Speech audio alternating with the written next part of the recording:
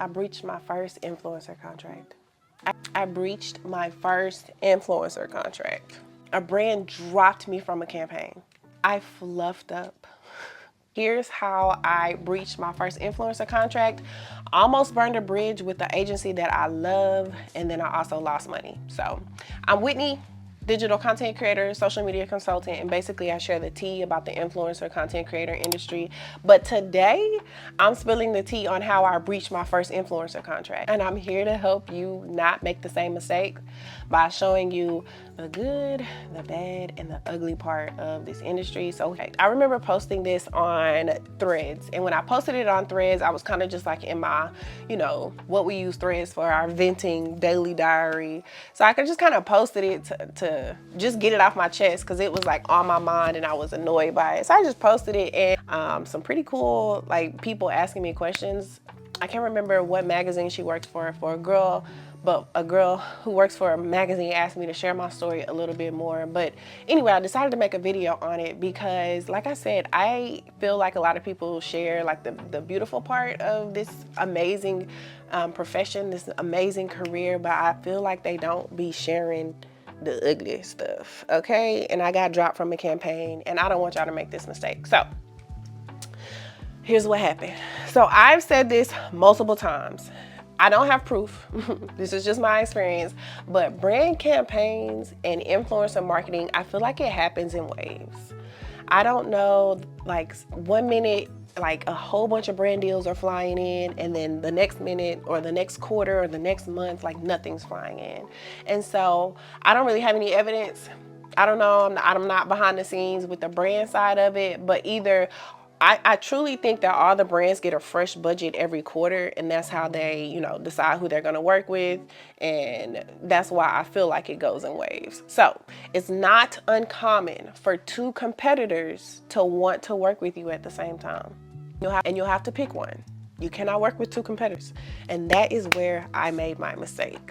I accidentally agreed to both competitors. So let's talk about it. So it was last season, and two very popular skincare brands reached out to me to work. Both of them are household brands. Both of them are sold in major retailers. I've used them both. I can vouch for them both. Both of them are great. So when one of the brands reached out to me through an agency, I immediately said yes, because I've worked with the agency before and I also love the brand. So yes, you can sign me up. So I agreed to the terms, sign the contract, and then I create the content, I submit the content, and then I wait for approval. And I wait.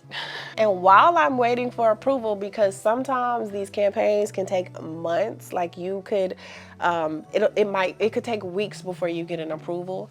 So while I was kind of waiting for an approval, while I'm in this limbo phase of just waiting for approval and waiting on my post date, another brand reaches out to me, another brand that I love, I use, it's pretty much a no-brainer, and I say yes. We agree to the terms, I sign the contract, and I start creating the content. I submit it, and it immediately gets approved. This second brand was a lot quicker than this first brand. And so as soon as they send me the approval, I post it.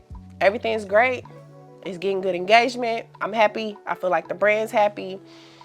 And then literally the next day, the first brand circles back and they approved the content and gave me a tomorrow post date. So today I post about one brand, and tomorrow I'm scheduled to post about their competitor. And that is when I knew I messed up. I had actually forgotten about the first brand's content while I was waiting for approval, but that's no excuse. Another thing that I also did not do was thoroughly read that contract and thoroughly make notes of what I should do and should not do. And that includes not working with their competitors. So let's talk. There's a clause in most contracts called exclusivity. And basically exclusivity is when a brand prohibits you from working with their competitors. So, and honestly, you can't work with their competitors for a certain amount of time. So aside from me not even making note of the competitors, I also didn't make note of how long I couldn't work with their competitors. So I just fluffed that up altogether. So for example, let's just say Nike. Let's say Nike reaches out to you and they want to work with you. But you, in their contract, they say you can't work with Adidas, Puma, or Reebok for 1 year. And if you do, you breach the contract. And that's exactly what I did. I worked with their competitor right in the middle of our campaign. So now I have to figure out how to fix this major problem, because like I said, this is not something I can just walk away from. I have completed 100% of this work, or 90% of this work, and they just approved it, and now they're waiting for me to post. So I reached back out to the brand. In this case, it's the agency. So I reached back out to the agency for the first brand, and I say, ooh, I think we have a problem. And I explained to her who I was working with, and I explained to her that I see now that they are a massive competitor. And then I also apologized because I knew it was my fault, yeah. And she actually handled it better than I was expecting her to. I don't know why I be thinking people flipping out on the other side of their emails, but they're not. So she handled it pretty well. She did have to go to her higher ups to figure out what the next steps were, but she told me that I have two options. She said I can either delete the post and not work with that other brand. Like, so delete yesterday's post. And like, I can't do that. She wanted me to delete the post and tell the brand I could not work with them. Or she said that we can't work together. So I almost felt like I was being like broken up with. She's basically saying, nah, you gotta pick a side. So now it comes down to which brand am I gonna pick? And of course, because I'm a business owner, I'm gonna go with the brand that pays me the most. And it happened to be the brand that I had already posted. So after doing the math, I decided that the post has to stay. I'm not, deleting that post or walking away from that brand. And even though I had already completed 90% of the work, like I had created the content, I had the captions, I had everything pretty much done. The last step was just to post the content. And so even though I had completed 90% of the work, I had to walk away. And she replied, we understand, but since I had completed the majority of the campaign, even though I won't be able to use the content, I will still get a percentage paid based off of the work that I've completed. So most contracts have a termination clause, and this outlines like what happens if midway through the campaign something happens and the contract has to be terminated.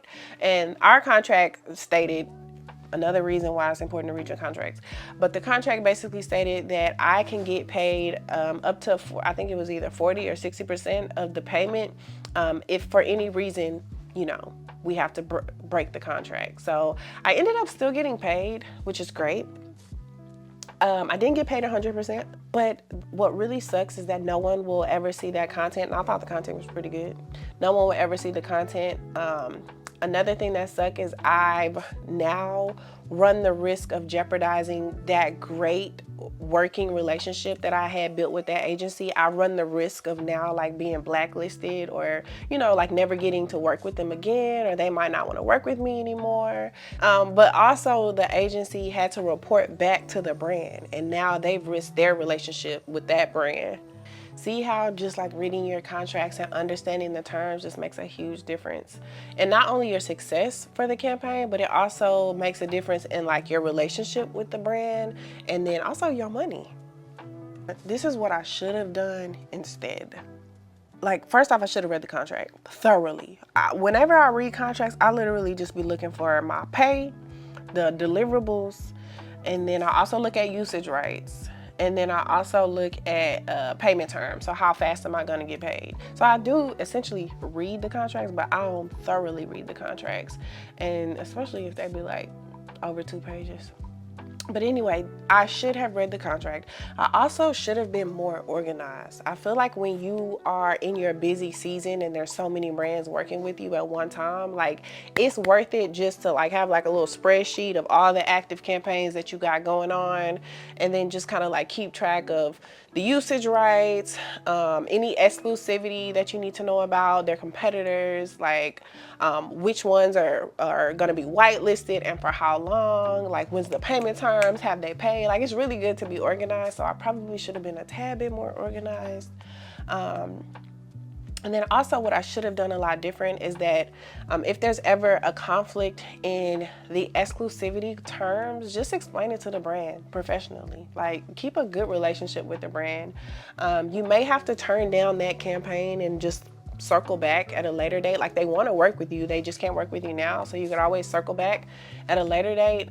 But trust me, it's worth maintaining the relationship instead of burning that bridge. So that is how I breached my first and last influencer contract. Don't be like me. Don't be like me. But if you're new to this creator space and you want to learn how to start getting paid for your brilliant content ideas, then I want you to check out this playlist. But go ahead, hit that subscribe button, stay in the know, and I will see y'all in the next video. Bye.